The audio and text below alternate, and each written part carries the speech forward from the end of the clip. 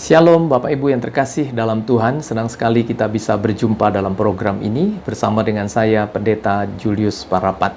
Hari ini saya mau mengajak Bapak Ibu sekalian merenungkan firman Tuhan dengan tema hati yang berbelas kasihan. Namun sebelumnya, saya mengajak Bapak Ibu bersatu di dalam doa sebelum kita merenungkan firman Tuhan. Mari kita bersatu di dalam doa. Bapa di dalam surga, kami berterima kasih untuk hari ini ya Tuhan. Kami beruntung, kami berterima kasih melihat segala kebaikan-Mu. Kamilah orang-orang yang senantiasa melihat kebaikan Tuhan diberikan dan dinyatakan tiap-tiap hari bagi kami. Dan sesungguhnya kami bangga punya Allah yang seperti-Mu. Sekarang ya Tuhan, berfirmanlah kepada masing-masing kami dan berkati kami satu persatu. Jangan lewatkan satu orang pun di antara kami.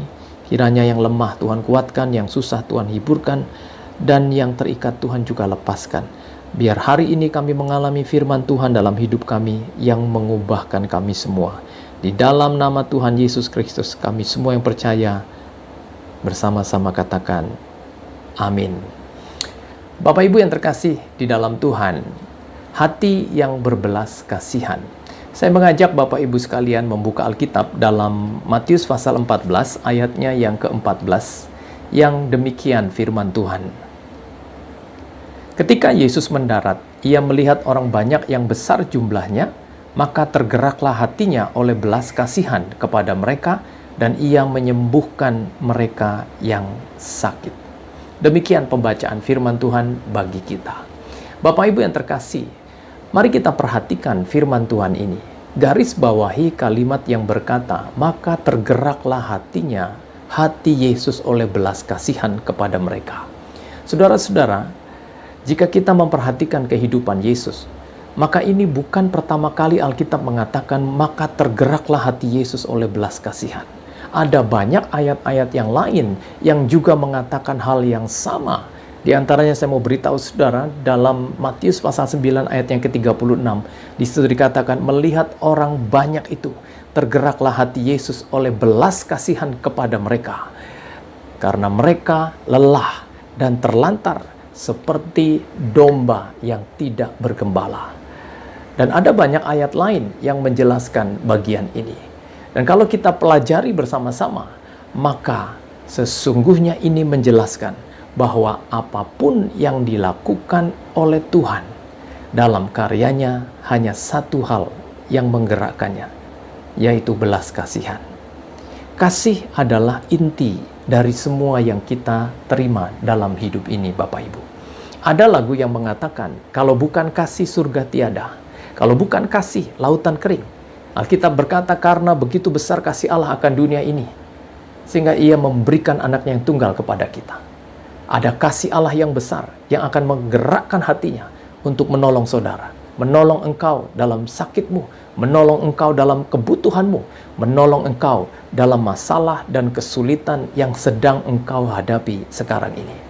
Sehingga jangan pernah khawatir, sesusah-susahnya kita dalam wabah ini, kita masih bisa berharap kepada Tuhan.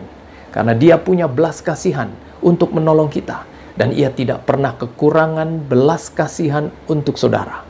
Dalam Mazmur 117 ayat yang kedua dikatakan, sebab kasih-Nya hebat atas kita, dan kesetiaan Tuhan untuk selama-lamanya. Bukankah juga dalam Ratapan pasal 3 ayat 22, Alkitab berkata, tak berkesudahan kasih setia Tuhan, tak habis-habisnya rahmat-Nya, selalu baru tiap pagi. Kita punya Tuhan yang kasih-Nya tidak akan habis untuk menolong kita, saudara. Nah, ketika saya mempelajari tema ini, saya dapatkan 3 hal tentang hati yang berbelas kasihan. Hal yang pertama, hati yang berbelas kasihan adalah hati yang menggambarkan sifat dan karakter Allah. Kalau saudara pelajari, salah satu sifat Allah adalah Maha Kasih. Maka jika kita ada di dalam Tuhan, pasti kita juga akan hidup dalam kasih. Belas kasihan itu akan berbuah dalam hidup kita. Tidak mungkin seorang yang hidup dalam kasih Tuhan, lalu hidupnya tidak menghasilkan kasih.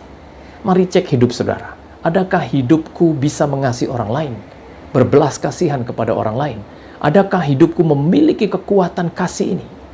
Jika saudara memilikinya, berbahagialah saudara. Tetapi jika saudara menghitung-hitung perbuatan saudara, lalu saudara tidak mendapatkan perasaan yang sama dengan Kristus, jangan-jangan saudara tidak tinggal dalam kasih-Nya. Kalau kita baca kerinduan Paulus kepada jemaat di Filipi, salah satu kerinduannya ada dalam Filipi pasal 2 ayatnya yang kelima. Di sana dikatakan, hendaklah kamu dalam hidupmu bersama menaruh pikiran dan perasaan yang terdapat juga dalam Kristus Yesus. Saudaraku, jadilah orang yang menaruh pikiran dan perasaan yang sama dengan Tuhanmu. Alkitab berkata, tidak mungkin seseorang yang hidup dalam Tuhan, lalu dia tidak memiliki kasih. Apalagi kasih kepada saudara. Dalam 1 Yohanes 4 ayat 20 dikatakan, jikalau seorang berkata, ia mengasihi Allah dan ia membenci saudaranya, maka ia adalah pendusta. Karena barang siapa tidak mengasihi Allahnya yang tidak kelihatan, bagaimana mungkin dia mengasihi saudara-saudaranya? Dan saudaraku yang terkasih di dalam Tuhan, Alkitab pun berkata, barang siapa mengasihi Allah, ia harus juga mengasihi saudaranya. Jawabannya ada dalam diri kita masing-masing. Nah, ketika belas kasihan itu menjadi sifat dan karakter Allah, maka yang lahir dari Allah pasti melahirkan sifat-sifat dan karakter yang luhur ini. Kita melihat kesusahan orang lain, kita memiliki belas kasihan untuk mereka. Seperti Yesus dalam pembacaan kita tadi, tergerak oleh belas kasihan, lalu menyembuhkan mereka yang sakit. Hidup kita menjadi alat Tuhan dalam menolong orang lain. Saudaraku yang terkasih di dalam Tuhan, jangan pernah kehilangan sifat dan karakter ini. Karena jika engkau kehilangan sifat dan karakter berbelas kasihan, maka itu sama seperti engkau kehilangan identitasmu sebagai orang yang sudah ada di dalam Kristus. Ketika Yesus menyelamatkan kita karena belas kasihannya kepada kita, ketika Tuhan mengampuni kita karena belas kasihannya kepada kita, kita juga harus bisa mengampuni karena kita sudah ada di dalam Tuhan. Dan belas kasihan Tuhan itu cukup bagi kita untuk mengampuni kesalahan orang lain dan memaafkannya. Nah, hal yang kedua yang saya dapatkan tentang hati yang berbelas kasihan di dalam Alkitab adalah hati yang berbelas kasihan adalah modal untuk kita menyelamatkan jiwa-jiwa. Kita tidak akan bisa menyelamatkan orang jika kita tidak memiliki hati yang berbelas kasihan kepada jiwa-jiwa. Bukankah ada lagu yang berkata, berikan pada kami hati yang mengasihi jiwa-jiwa yang belum mengenal kasih Bapa. Betapa pentingnya belas kasihan kepada jiwa-jiwa untuk menjadikan kita kuat melayani, kuat untuk memenangkan jiwa. Dan karena saudaraku yang terkasih di dalam Tuhan, jika kita tidak memiliki belas kasihan untuk jiwa-jiwa yang terhilang, mungkin saja yang terhilang itu orang tuamu, saudara-saudaramu, adikmu, keluargamu. Jika engkau tidak memiliki belas kasihan untuk keselamatan mereka, saya pastikan engkau tidak akan pernah mempergunakan kesempatan ini untuk memenangkan mereka. Dalam 1 Tesalonika pasal 2 ayat 8 dikatakan, demikianlah kami dalam kasih sayang yang besar, kata Paulus, bukan saja rela membagi Injil dengan kamu, tetapi juga hidup kami sendiri dengan kamu, karena kamu telah kami kasihi. Saudara, mengasihi jiwa-jiwa adalah modal pertama untuk kita bisa memenangkan jiwa orang lain. Jika kata Paulus memenangkan jiwa itu sama seperti membagi hidup dengan orang yang kita layani, maka tidak mungkin jika ini tidak didasari oleh kasih dan belas kasihan yang besar. Dan puji Tuhan, kita diberikan kekuatan belas kasihan ini karena kita sudah hidup di dalam Tuhan. Saya pernah melihat sebuah tulisan, selamatkan jiwa berapapun harganya. Saudaraku, ini bukan semata-mata berbicara tentang kekuatan uang untuk mendukung sebuah pelayanan penginjilan. Tetapi apakah engkau memiliki belas kasihan kepada jiwa-jiwa yang perlu untuk diselamatkan? Ini modal pertamamu untuk memenangkan mereka, melebihi kekuatan finansialmu. Uang bukan segala-galanya. Kasih dan belas kasihanlah yang menjadi segala-galanya dalam penginjilan. Sehingga jika ada satu gereja yang dipenuhi dengan semangat mengasihi jiwa-jiwa, maka penuaian jiwa-jiwa itu akan terjadi di gereja itu.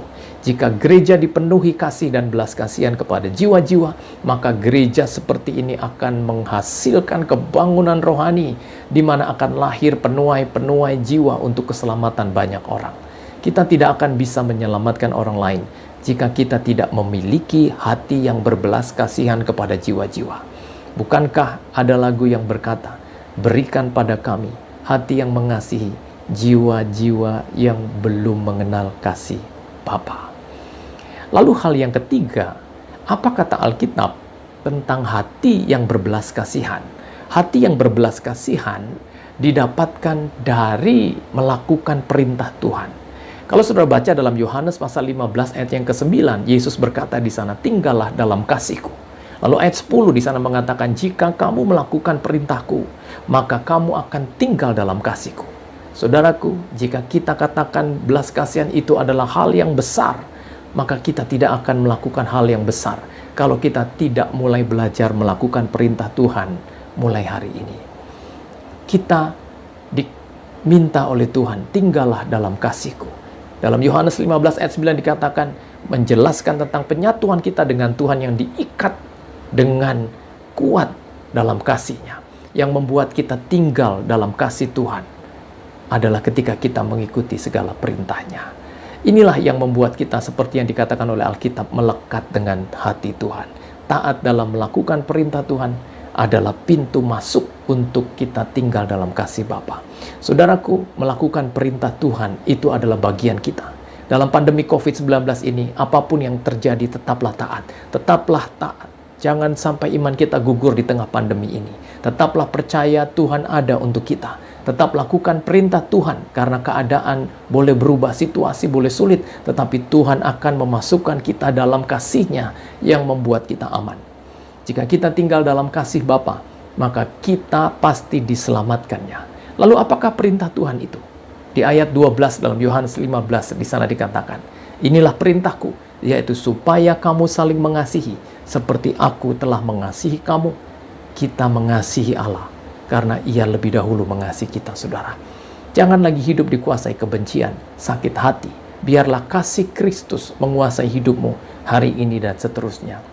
Seperti Paulus berkata dalam 2 Korintus pasal yang kelima ayat 14, sebab kasih Kristus yang menguasai kami. Jadilah role model dalam hal ini. Jadilah teladan dan milikilah hati yang berbelas kasihan. Benar, teladan berbicara lebih kuat dari kata-kata, saudara. Apalah artinya kata-kata jika tidak disertai perbuatan? Apa artinya iman jika tanpa perbuatan yang menyertainya? Jadilah orang-orang yang bisa diteladani dalam belas kasihanmu. Tuhan berkati saudara. Maju terus dalam Tuhan. Doa saya mendukung saudara sekalian untuk terus maju dan hidup dalam berbelas kasihan. Saya Pendeta Julius Parapat. Shalom.